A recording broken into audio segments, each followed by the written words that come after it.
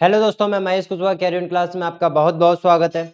जैसा कि हमने पिछले वीडियो में डिस्कस किया था जिसमें हमने 1857 की क्रांति रिवॉल्यूशन ऑफ 1857 इसके बारे में चर्चा की थी, जिसमें हमने देखा था कि 1857 जब हुआ था इसके क्या कारण थे, इसका प्रसार कहाँ कहाँ हुआ था और कहाँ से इसकी शुरुआत हुई थी, असफल होने के क्या कारण थे। ठीक है, तो हमने इसकी चर्चा कर ली थी। अब जो हमारा अगला टॉपिक स्टार्ट होगा वो स्टार्ट होगा भारत में स्वतंत्रता संघर्ष तथा राष्ट्रीय आंदोलन। ठीक है, भारत में कहाँ कहाँ पर स्वतंत्रता संघर्ष के लिए प्रयास किया गया था राष्ट्र को स्वतंत्र कराने के लिए। तो सबसे पहले मैं आपको बात बताता हूं कि राष्ट्रवाद, सबसे पहले राष्ट्रवाद क्या है। तो राष्ट्रवाद की भावना जब किसी भारतीय में पैदा होती है तो वो अपने राष्ट्र को स्वतंत्र कराने के लिए बहुत सारे प्रयास करते हैं।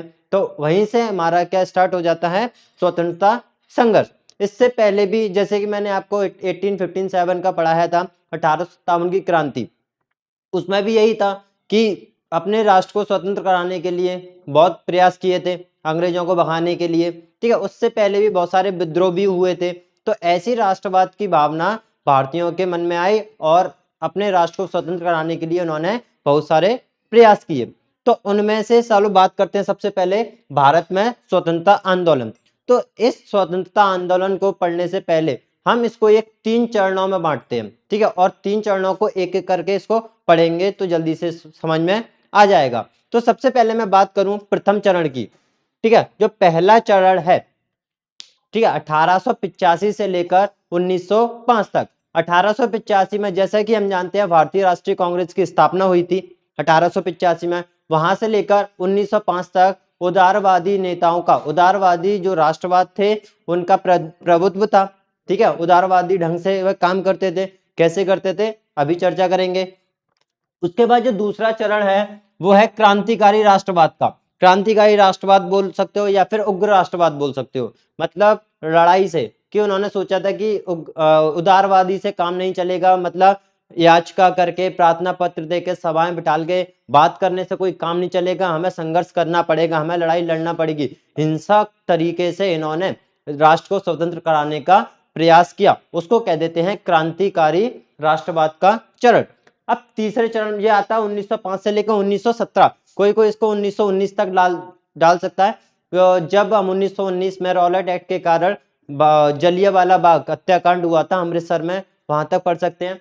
अब यहाँ पर तीसरे चरण में बात करें तो 1917 से लेकर 1947। अब जैसा कि हम जानते हैं 1917 में, ठीक है, अब किसका युग आ जाएगा, गांधी का युग आ जाएगा। जो कि गांधी 1915 में भारत आ गए थे और उसके बाद से ही इन्होंने राष्ट्रीय कांग्रेस में मिलके देश को आजाद कराने की सोची, और वो भी अहिंसा के तरीके से। ठीक है, राष्ट्रवाद और अहिंसा के, स्वराज्य के, ठीक है, स्वराज्य और अहिंसा के तरीके से। जैसे कि हम गांधी के पढ़ेंगे बाद में थर्ड चैप्टर में, थर्ड युग में, तीसरे चरण में।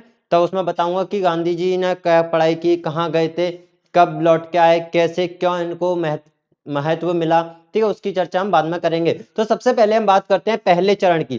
तो पहला चरण जो स्टार्टिंग होता है वो होता है 1885 लेके 1905 तक।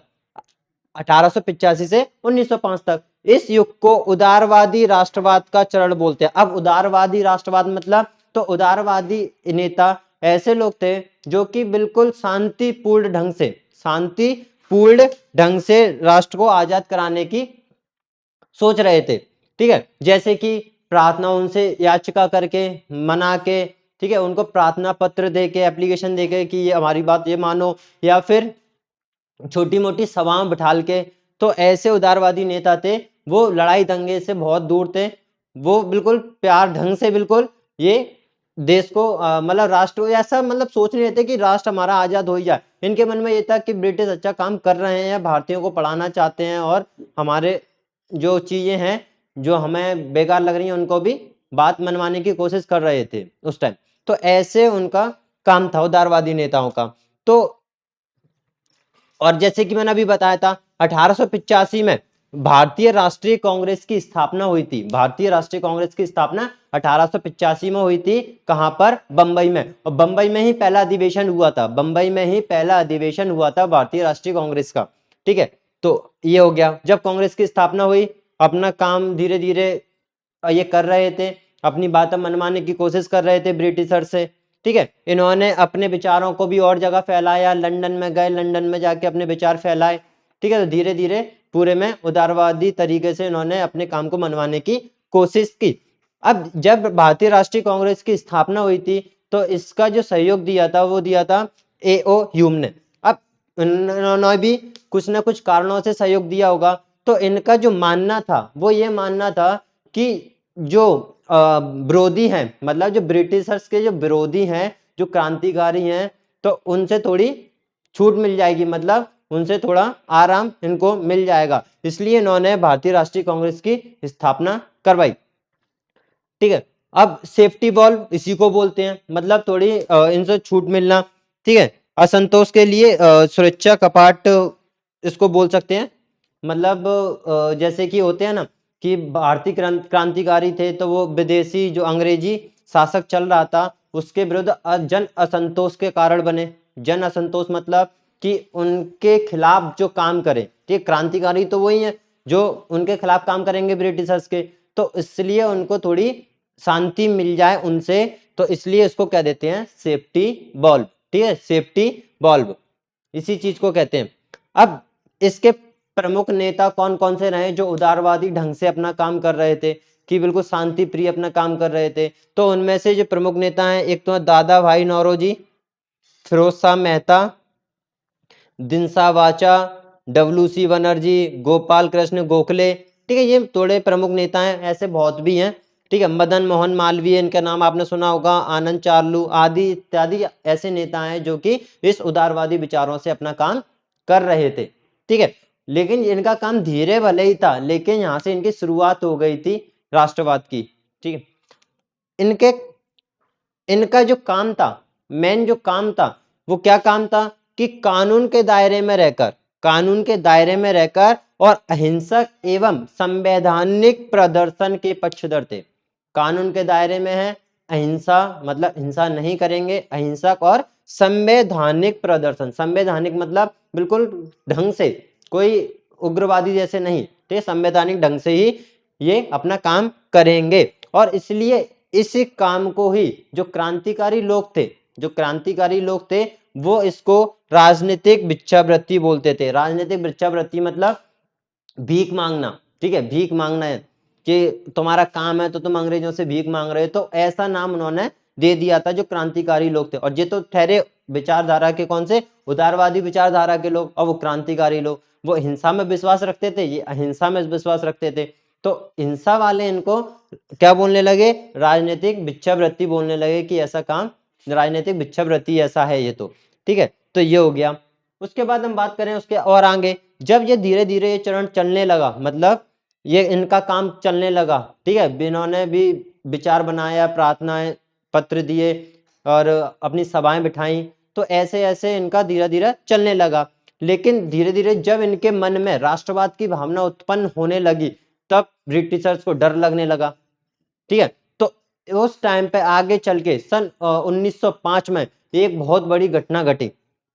एक बहुत बड़ी घटना घटी जो कि बहुत बेकार मानी जाती थी। बहुत बड़ी घटना घटी, वो घटी बंगाल विभाजन। बंगाल विभाजन 1905 में। अब बंगाल विभाजन का क्या कारण था, देखो ब्रिटिशर्स जो लोग थे उनका कहना तो ये था कि बंगाल एक बहुत बड़ा प्रांत है, बंगाल एक बहुत बड़ा राज्य है, इस राज्य को प्रशासनिक मतलब इसको संभालना थोड़ा मतलब कठिन हो रहा है, तो इसके दो भाग बांट दिए जाएं और प्रशासन को ठीक तरीके से संभाला जाए, ऐसा उनका बोलना था। ठीक है, ऐसा उनका बोलना था, लेकिन वास्तविक में ये काम था ही नहीं उनका। वास्तविक में तो ये था कि बंगाल को विभाजित कर दिया जाए। तो बंगाल को दो ढंगों से विभाजित किया गया था, एक तो भाषा के तौर पर बोल सकते हो या फिर बोल सकते हो कि जाति के तौर पर। जाति, देखो अब भाषा के तौर पर जो बंगाली भाषा के बोलने वाले लोग थे वो कम थे और हिंदी भाषा के बोलने वाले लोग ज्यादा थे, तो बंगाल में भी बंगाली भाषा के बोलने वाले लोग अल्पसंख्यक हो गए, मतलब कम हो गए, और मुस्लिम जनता भी कम थी, हिंदू जनता ज्यादा थी। तो इस वजह से उन्होंने विभाजित कर दिया कि अब ये थोड़ा जो चल रहा है क्रांतिकारी का काम वो थोड़ा कम हो जाएगा। ठीक है, और बंगाल में ही सबसे ज्यादा क्रांतिकारी जो राष्ट्रवाद की भावना वो उत्पन्न हो रही थी। बंगाल में ही सबसे ज्यादा राष्ट्रवाद की भावना उत्पन्न हो रही थी और इसी वजह से बंगाल का विभाजन करना पड़ा। और ये विभाजन की बात करें तो थोड़े इसके महत्वपूर्ण तथ्य हैं, वो देख लेते हैं। तो बंगाल का विभाजन किसके नेतृत्व में हुआ, किसने करवाया? जब वायसराय थे लॉर्ड कर्जन। कौन थे? लॉर्ड कर्जन उस टाइम पर वायसराय थे, उन्हीं के टाइम पर ही बंगाल का विभाजन किया गया। ठीक है, तो सबसे पहले निर्णय लिया गया कि बंगाल का विभाजन, देखो यहाँ पर क्वेश्चन फंस जाता है।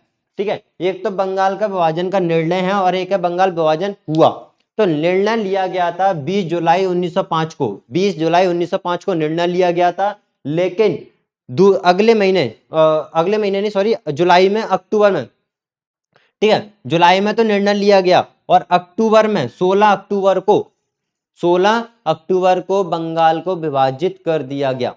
ठीक है, 20 जुलाई को निर्णय लिया गया और 16 अक्टूबर को बंगाल को विभाजित कर दिया गया। अब इस विभाजन के वजह से लोगों में अशांति की भावना प्रकट हो गई। ठीक है, लोग डांट नहीं खा रहे थे, ऐसा हो गया था। ठीक है, और उस दिन को इन्होंने, जो था 16 अक्टूबर के दिन को, लोगों ने एक शोक दिवस के रूप में बनाया, उपवास रखे, ठीक है, मंदिरों में जाना, प्रार्थना करना, तो ऐसे उन्होंने बिल्कुल शोक दिवस के रूप में बनाया। अब बंगाल दो भागों में विभाजित हो चुका था, एक अलग हो गया था, एक अलग हो गया था। तो लोगों ने भाईचारे के नाते एक दूसरे के हाथों में राखी बांधकर इस दिवस को मनाया।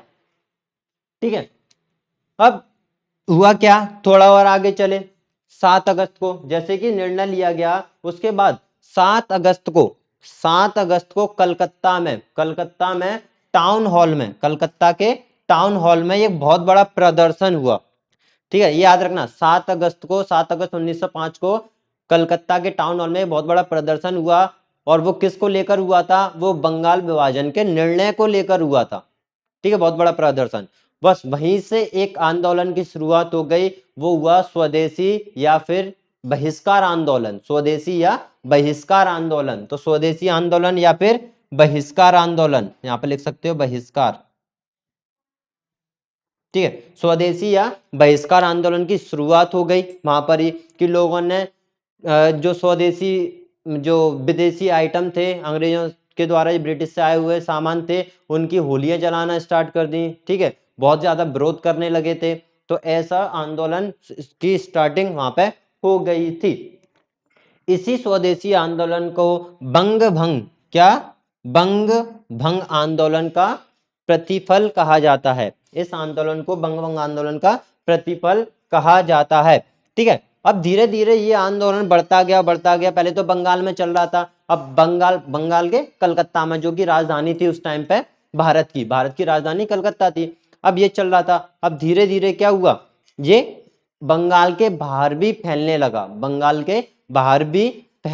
लगा, ठीक है, पहले जो उदारवादी नेता थे वो तो बंगाल में ही पूरा काम करना चाह रहे थे, बंगाल में ही आंदोलन धीरे धीरे कर रहे थे, मतलब याचिका देना, वो चाहते थे कि ये आंदोलन बंगाल के बाहर ना फैले, बंगाल में ही रहे। लेकिन जो उग्रवादी नेता थे, क्रांतिकारी नेता थे, वो इसको पूरे भारत में फैलाना चाह रहे थे और सभी के मन में एक क्रांतिकारी की भावना उत्पन्न करना चाह रहे थे, जिससे कि वो लड़ सकें और अपने देश को आजाद करवा सके।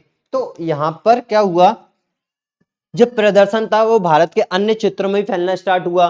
जैसे कि बात करूं पूना तथा बंबई में, तो पूना तथा बंबई में भी ये फैला। तो पूना और बंबई में जो उसका नेतृत्व किया वो किया बाल गंगाधर तिलक ने। और बाल गंगाधर तिलक जो थे वो क्रांतिकारी नेता थे, ठीक है, क्रांतिकारी राष्ट्रवाद को मानने वाले थे। तो उसको भी बताऊंगा आपको, दूसरे चरण में होगा वो। तो बाल गंगाधर तिलक ने पूना और बंबई में इसका नेतृत्व किया।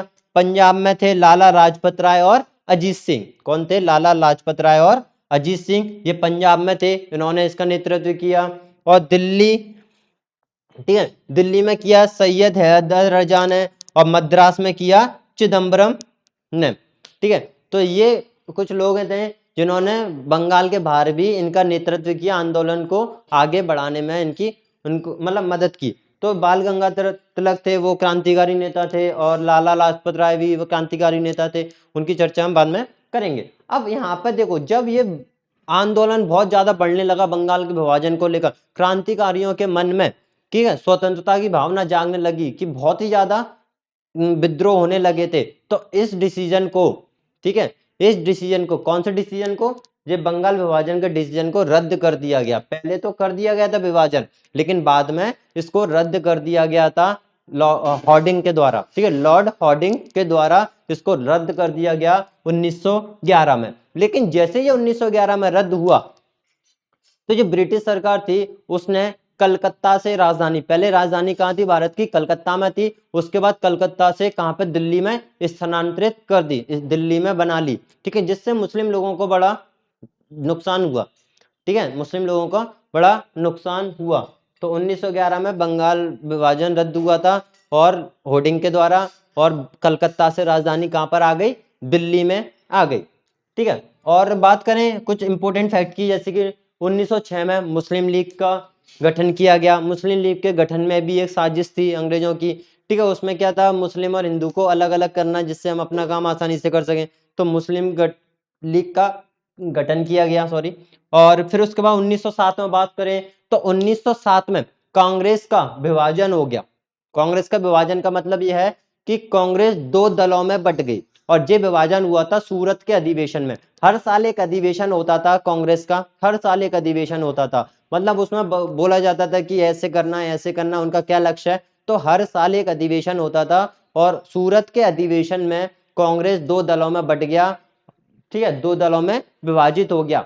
एक थे उदारवादी नेता, एक थे उग्रवादी, मतलब क्रांतिकारी। एक बिल्कुल सही तरीके ढंग से, बिल्कुल कानूनी तौर से, संवैधानिक तरीके से अपना काम करना चाहते थे, और दूसरे कौन थे, जो कि हिंसा के थ्रू लड़कर, संघर्ष कर कर अपना काम करना चाहते थे। ठीक है, ऐसे अब दोनों में मतभेद हो गया था कुछ बातों को लेके, कि वो ये नहीं मानेगा, कोई वो नहीं मानेगा। तो इस मतभेद के कारण जो कांग्रेस दो भागों में विभाजित हो गई। इससे इस आंदोलन को बड़ा प्रभाव पहुंचा। ठीक है, जो आंदोलन चल रहा था स्वदेशी बहिष्कार आंदोलन, इसको बहुत ज्यादा क्षति पहुंची इससे। ठीक है, तो ये हो गया हमारा प्रथम चरण का पूरा इंपोर्टेंट फैक्ट। अब जो हम बात करेंगे वो बात करेंगे द्वितीय चरण की। आप चाहो तो उस पर स्क्रीनशॉट ले सकते हो। अरे दोस्तों, अब जो हम बात करते हैं वो बात करते हैं द्वितीय चरण की, जिसमें जो क्रांतिकारी थे, जो क्रांतिकारी ढंग से अपने राष्ट्र को आजाद कराने की सोच रहे थे, उसमें जो प्रमुख नेताओं की बात करें तो एक थे बाल गंगाधर तिलक, ठीक है, लाला लाजपत राय, बिपिन चंद्र पाल, अरविंद घोष। तो यहाँ पे आप देख रहे होंगे कि बाल पाल, ठीक है, बाल लाल पाल, तो कौन है ये, तो यही है। बाल तो गए बाल गंगाधर तिलक, और जो लाल है वो लाला लाजपत राय, और पाल है बिपिन चंद्र पाल। तो जो है बाल लाल पाल, इन्हीं को ही बोला जाता है। ठीक है, और अरविंद घोष ये प्रमुख क्रांतिकारी नेता थे। ठीक है, उग्र राष्ट्रवादी हम इनको कह सकते हैं, जो उदारवादी ढंग से नहीं चलते थे, ये हिंसा के थ्रू अपने राष्ट्र को स्वतंत्र कराने की सोच रहे थे। तो ये हैं वो प्रमुख नेता। ठीक है, अगर इनका मुख्य उद्देश्य क्या था कि हमें राष्ट्र को स्वतंत्र कराना है, स्वराज्य की प्राप्ति इनका एक मुख्य लक्ष्य बन गया था, और स्वराज्य को ये प्राप्त करना चाहते थे। तो इनका मुख्य लक्ष्य हो गया स्वराज्य की प्राप्ति। लेकिन अब जो क्या करते थे, अपने जो लोग होते थे उनका एक संगठन बना के बातचीत करना चाहते थे। ठीक है, लेकिन ब्रिटिशर्स जो होते थे इनको अनुमति नहीं देते थे, कि सभा लगाने में अनुमति नहीं देते थे। तो इन्होंने एक थोड़ा तरीका निकाला, जैसे कि गणपति उत्सव बनाना, ठीक है, शिवाजी महोत्सव बनाना। तो गणपति उत्सव जो मनाया जाता था वो मनाया जाता था 1893 से स्टार्टिंग हुई इसकी, और शिवाजी महोत्सव की 1895 में इसकी स्टार्टिंग हुई। अब इन्हीं महोत्सव के द्वारा ये अपने लोगों को एकत्रित करना और सभा को सही ढंग से चलाना, ये बातें कर लेते थे। तो इन्होंने ये चलाया, बाल गंगाधर तिलक ने इनकी शुरुआत की थी।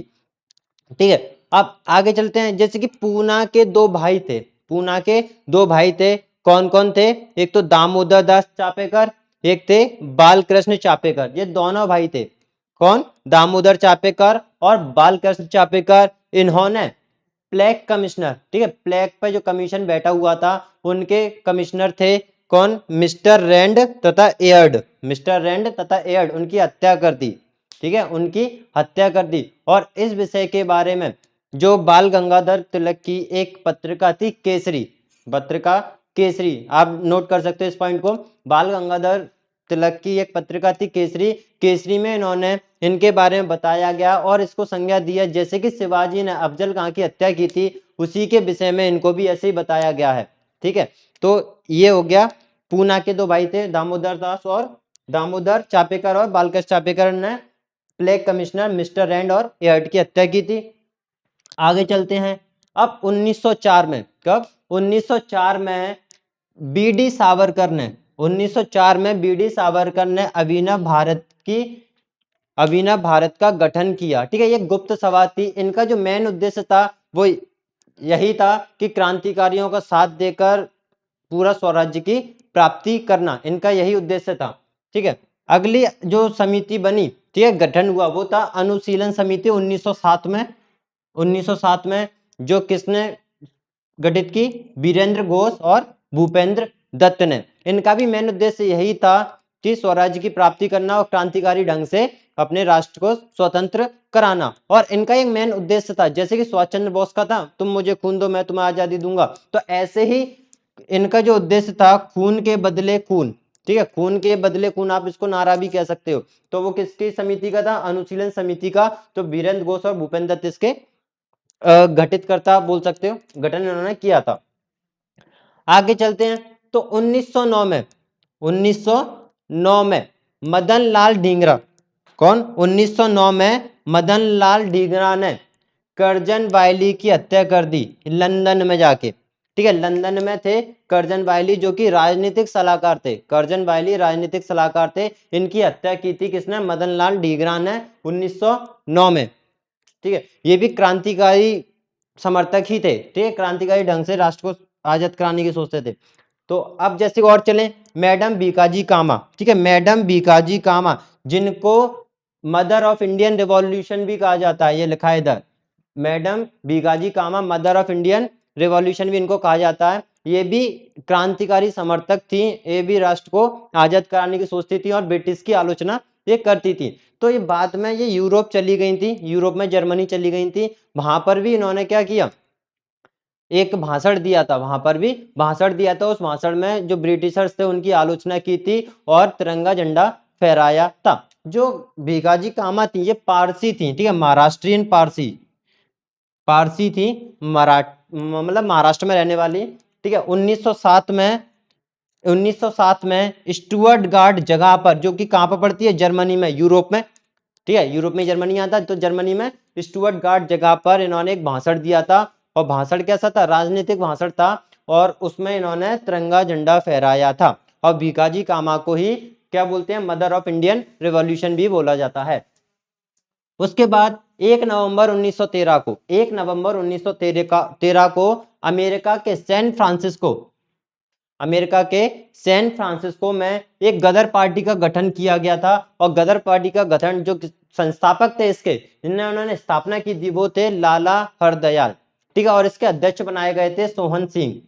लाला हरदयाल तो इसके संस्थापक थे और सोहन सिंह इसके अध्यक्ष थे। क्वेश्चन को यही फंसा दिया जाता है कि संस्थापक और अध्यक्ष में लोग कंफ्यूज हो जाते हैं, कि बोला जाता है कि इसकी स्थापना किसने की थी गदर पार्टी की, तो लोग सोहन सिंह लगा जाते हैं, या फिर अध्यक्ष पूछा जाता है तो लाला हरदयाल। तो ये कंफ्यूजन हो जाता है। यहाँ पे याद रखना, जो संस्थापक हैं इसके वो लाला हरदयाल है, मतलब स्थापना इन्होंने की थी। और जो उसके अध्यक्ष बनाए गए थे वो थे सोहन सिंह।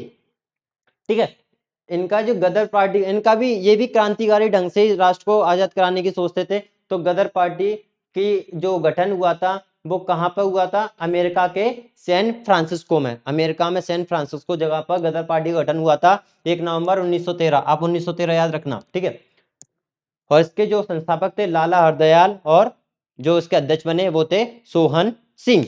अगर हम आगे और बात करें, 1914 में जो कामगाटा मारू घटना, कौन सी? कामगाटा मारू घटना। तो कामगाटा मारू घटना क्या थी? तो कामगाटा मारू घटना में क्या, एक जापानी जहाज था। ठीक है, एक जापानी जहाज था, जो कि घटना 1914 में घटी। अब ये घटना क्या थी? तो एक जापानी जहाज था जो कि गुरुदत्त सिंह ने किराए पर लिया हुआ था। गुरुदत्त सिंह ने एक जापानी जहाज किराए पर लिया हुआ था। अब वो जहाज हांगकांग से कहाँ जा रहा था? कनाडा जा रहा था। हांगकांग से भरकर कनाडा जा रहा था, लेकिन कनाडा की सरकार ने इस जहाज को अनुमति नहीं दी रुकने का, मतलब रुकने की अनुमति नहीं दी। अब कैसे ना कैसे करके वो कनाडा से उनको भगा दिया।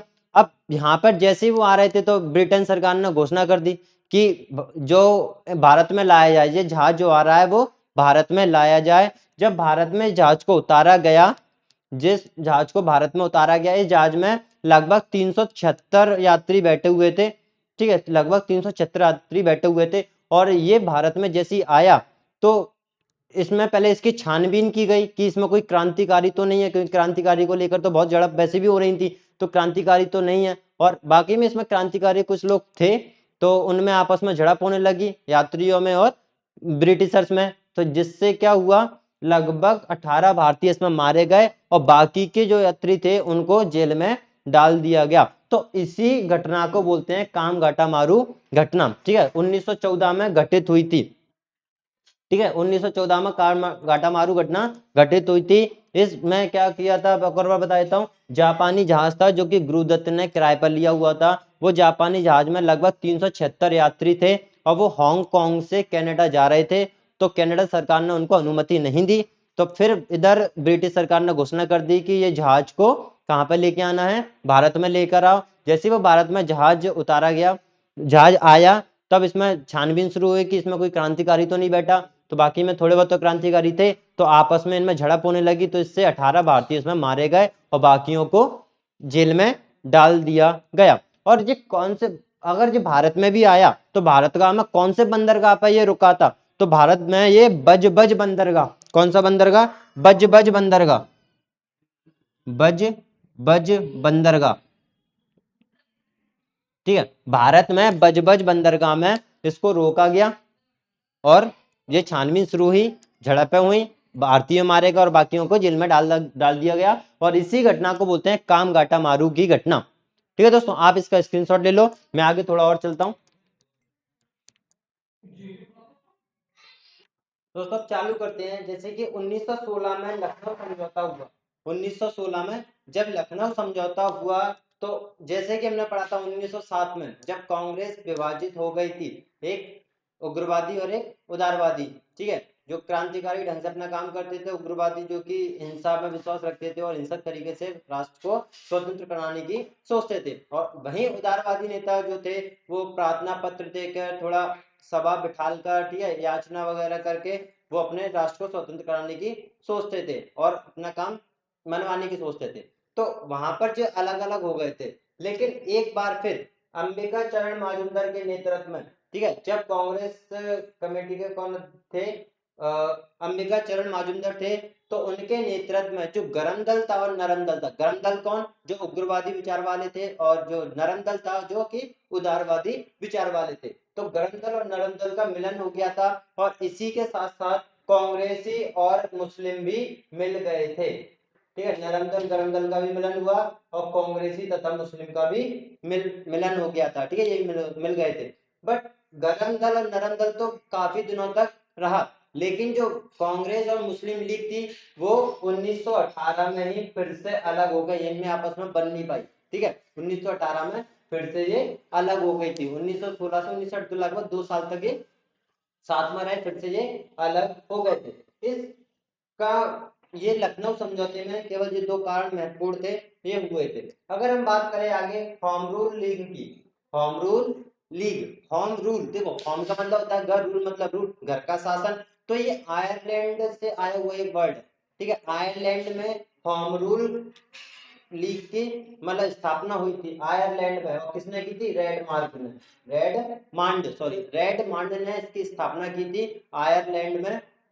होम रूल की मतलब घर का शासन चलाना। ठीक है, उसी और इसी को भारत में लेके आए कौन?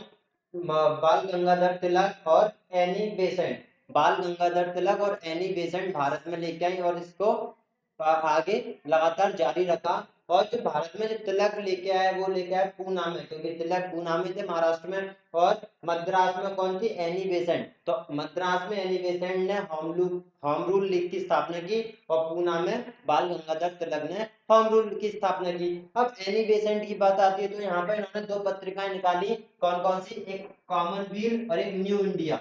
कॉमनवेल्थ और न्यू इंडिया, इन्हीं के माध्यम से इसकी इन्होंने प्रचार करना स्टार्ट कर दिया था। तो कॉमनवेल्थ जो थी साप्ताहिक, ठीक है, एक सप्ताह में एक बार आती थी। और जो न्यू इंडिया थी वो थी दैनिक, मतलब रोज आती थी। तो एनी बेसेंट ने कौन और न्यूमोनिया पत्रिका निकाली और इसी के माध्यम से ये प्रचार करती थी। अब आगे देखो रॉलेट एक्ट, सबसे बड़ा रॉलेट एक्ट यहाँ पर आपने सुना होगा जलियांवाला बाग हत्याकांड, इसी के वजह से ही ऐसा कुछ हुआ था। तो रॉलेट एक्ट 1919 में निकाला गया था एक। अब जैसे कि यहाँ पर भारत में क्रांतिकारियों का बहुत ज्यादा उत्साह हो रहा था, मतलब बहुत ज्यादा दमन करने लगे थे क्रांतिकारी लोग। तो क्रांतिकारियों के प्रभाव को समाप्त करने के लिए, क्रांतिकारियों के जो प्रभाव थे उनको समाप्त करने के लिए एक एक्ट निकाला, रॉलेट एक्ट। ठीक है, मार्च 1919 में, मार्च 1919 में इसी के रिपोर्ट के जरिए, इसी के रिपोर्ट के जरिए एक एक्ट निकाला। और इसी रॉलेट एक्ट को काला कानून कहते थे, भारतीय भारतीय काला कानून कहते थे, और विदेशी इसको, जो ब्रिटिशर्स होते थे वो उसको रॉलेट एक्ट कहते थे। अब इसमें क्या इसकी बुराइयां थी, क्यों क्यों भारतीय इस पे भड़के, तो इसमें जो बुराइयां थी, तो इसमें बोल दिया गया था बिना वकील के, बिना अपील के, बिना दलील के कोई भी क्रांतिकारी अगर ऐसा उद्यम करता हुआ पाया गया तो उसको डायरेक्ट जेल में डाल दिया जा सकता है, बिना किसी जांच पड़ताल के, बिना किसी वकील का कुछ नहीं सुनना, डायरेक्ट जेल में डाल सकते हैं। ठीक है, तो ऐसा एक कानून पास होना तो भारतीयों के लिए तो बहुत ही ज्यादा बुरी बात हो गई थी, क्योंकि वो तो क्रांतिकारी ढंग से अपना राष्ट्र को स्वतंत्र करना चाहते थे, और ऐसा कानून आएगा तो फिर वो दबके रह जाएंगे, और इसी वजह से उन्होंने और ज्यादा उद्यम उनमें मच गया था। तो ये हो गया था, और इसी की एक घटना हो गई थी जलियांवाला बाग हत्याकांड। ठीक है, जलियांवाला बाग हत्याकांड इसी की एक घटना थी, जो कि 13 अप्रैल 1919 में हुई थी अमृतसर में, जलियांवाला बाग। तो अमृतसर पंजाब में पड़ता है। तो वहां पर कि जो महात्मा गांधी थे और अन्य नेताएं थे, ठीक है, बड़े बड़े नेता, उनको तो पहली बात तो पंजाब में घुसने नहीं दिया। ठीक है, और दूसरी बात कि पंजाब के बहुत ही फेमस जो नेता थे, सत्यपाल, डॉक्टर सत्यपाल और डॉक्टर सैफुद्दीन किचलू, डॉक्टर सत्यपाल और डॉक्टर सैफुद्दीन किचलू, ये बहुत ही प्रमुख नेता थे पंजाब के। तो इनको भी गिरफ्तार कर लिया गया। बस इसी का विरोध जनता में भड़क उठा, इसी का विरोध जनता में भड़क उठा। और वो जलियांवाले बाग में जब 13 अप्रैल को बैसाखी का दिन था, तो सभा हो रही थी। अब कुछ लोग वैसे भी थे और कुछ लोग उसमें क्रांतिकारी भी थे। ठीक है, वो आपस में सभा कर रहे थे, और कुछ लोग वैसे थोड़े निर्दोष भी थे जो अपना बैसाखी मना रहे थे। तो वहां पर क्या हुआ, एक गेट से जनरल डायर, ठीक है, जनरल था एक डायर, ठीक है, जनरल जो जनरल डायर था, उसके आदेश पर जलियांवाले बाग में लगातार गोलियां चालू हो गई। ठीक है, जिससे हजारों से ज्यादा लोगों की मृत्यु हो गई, हजारों से ज्यादा लोग मारे गए, लेकिन जो रिपोर्ट में दिखाया गया था मात्र 379 दिखाया गया, 379 मौतें हुई है रिपोर्ट में, ऐसा बताया गया था, लेकिन वास्तव में हजारों से ज्यादा लोग इसमें मारे गए थे। अब जैसे ही ये हुआ, जनरल डायर ने इसको किया, तो एक थे ऊधम सिंह, ठीक है, इनमें तो ऊधम सिंह ने कसम खा ली कि नहीं, अब तो जनरल डायर को मैं मारूंगा। तो 1940 में लगभग जनरल डायर को ऊधम सिंह ने मार डाला, और बाद में ऊधम सिंह को भी फांसी हो गई थी। ठीक है, तो ये था इनका।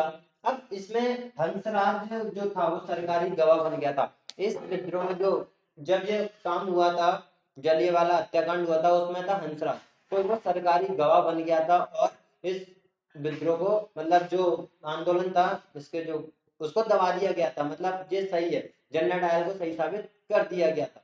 बट जनरल डायर को नौकरी से हाथ धोना पड़ा था 1920 में ही, जैसे 1919 में ये घटना हुई थी, 1920 में जनरल डायर को नौकरी से हाथ धोना पड़ा, और वापस से इनको ब्रिटेन बुला लिया गया था। ठीक है, और ऐसा हुआ।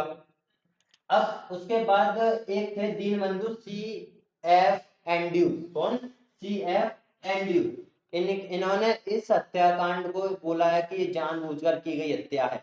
ठीक है, किसने, सी एफ एंड्रयूज ने, दीनबंधु सी एफ एंड्रयूज ने बोला कि जानबूझकर की गई हत्या है। एक क्वेश्चन यहाँ से, जैसे कि अभी बताया था हंसराज सरकारी गवाह, एक क्वेश्चन बन जाता है कि ऐसा कौन सा व्यक्ति था जो कि ये सरकारी गवाह के रूप में था, किसमें, ये जलियांवाला बाग हत्याकांड के एक सरकारी गवाह के रूप में उभरा, तो वो थे हंसराज। ठीक है, अब अगली बात करें हंटर कमेटी। तो हंटर कमेटी इसलिए बिठाई गई थी, ठीक है, इस पर क्या मामला है कि ये वाकई में कौन दोषी है कौन दोषी नहीं है, लेकिन ये तो ब्रिटिशर्स के द्वारा बिठाई गई थी, तो इस मामले को वहीं दबा दिया गया था। हंटर कमेटी जो रखी गई थी उसमें एक तो लॉर्ड हंटर ही थे, तो हंटर के नाम पर ही इसको हंटर कमेटी बोल दिया गया था। ये 5 अंग्रेज इसमें थे और 3 भारतीय इसमें थे, टोटल 8 व्यक्ति थे। अब जब मैं 3 भारतीय जो इंपोर्टेंट कह सकते हो, तो 3 भारतीय थे, चिमनलाल सीतकवाड़, चिमनलाल सीतकवाड़ और साहबजाद सुल्तान अहमद और अगले हैं जगत नारायण। तो 3 व्यक्ति थे, कौन कौन? चिमनलाल सीतकवाड़, साहबजाद सुल्तान अहमद और अगले जगत नारायण। ये 3 व्यक्ति थे जो कि इस कमेटी में शामिल थे, लेकिन यहाँ से भी रिपोर्ट का कोई फायदा नहीं निकला और उसको दबा दिया गया। इसके वजह से फिर कांग्रेस ने अपनी एक दूसरी कमेटी बनाई, तहकीकात कमेटी। फिर कांग्रेस ने एक और कमेटी बनाई, कौन सी? तहकीकात कमेटी। और तहकीकात कमेटी 1919 में बनाई गई थी। इसमें इसमें जो अध्यक्ष थे इसके वो थे मदन मोहन मालवीय। कौन अध्यक्ष थे? मदन मोहन मालवीय इसके अध्यक्ष थे। और इसमें भी देखा गया था कि कौन गुनहगार है, इसमें रिपोर्ट बनाकर तैयार की और ये चाहते थे कि ब्रिटिशर्स जो थे, जनरल डायर, उसको सजा मिले ऐसी, लेकिन इसको भी इनके दबा दिया गया था। ब्रिटिशर ने इस कमेटी को भी दबा दिया था, इसकी रिपोर्ट को खारिज कर दिया था, मतलब दबाई दिया था कि कोई मतलब नहीं निकला। जब यहाँ से कोई मतलब नहीं निकला और इसके जो सदस्य थे, सदस्य की बात करूं, इसमें जो सदस्य थे जैसे कि महात्मा गांधी, ठीक है, मोतीलाल नेहरू, ऐसे इनके सदस्य थे। तो जब इसका कोई नतीजा नहीं निकला तब महात्मा गांधी ने एक आंदोलन की शुरुआत करी, इसी में असहयोग आंदोलन, ठीक है, असहयोग आंदोलन। तो इसके बाद ये हो गया हमारे दूसरे चरण का पूरा इंपोर्टेंट जो फैक्ट था वो हो गया। मैंने यहाँ पे 1919 भी कवर कर लिया है, वैसे 17 तक करना था, लेकिन अब तीसरे चरण में मैं पूरे गांधी युग की बात करूंगा। गांधी ने क्या क्या साथ दिया, कौन कौन से आंदोलन चलाए, ठीक, कब वापस लिए, जैसे कि अब वो आ जाएगा हमारा पूरा गांधी युग में। तो गांधी युग की चर्चा हम पूरे अलग से करेंगे। तो दोस्तों ये हो गया हमारा पूरा पहला चरण और दूसरा चरण। अगले वीडियो में फिर मिलूंगा मैं गांधी युग को लेकर, कि गांधी युग को पूरे एक ही वीडियो में कवर कर दूंगा, या शायद 20-25 मिनट की जैसी वीडियो होगी उसमें। तो अभी मैं आपसे विदा लेता हूँ, ठीक है। इस चैनल को लाइक शेयर सब्सक्राइब करना मत भूलिए और बेल आइकन पर जरूर क्लिक कर दीजिए, जिससे हमारी वीडियो आपको टाइम टू टाइम मिलते रहे। Thank you.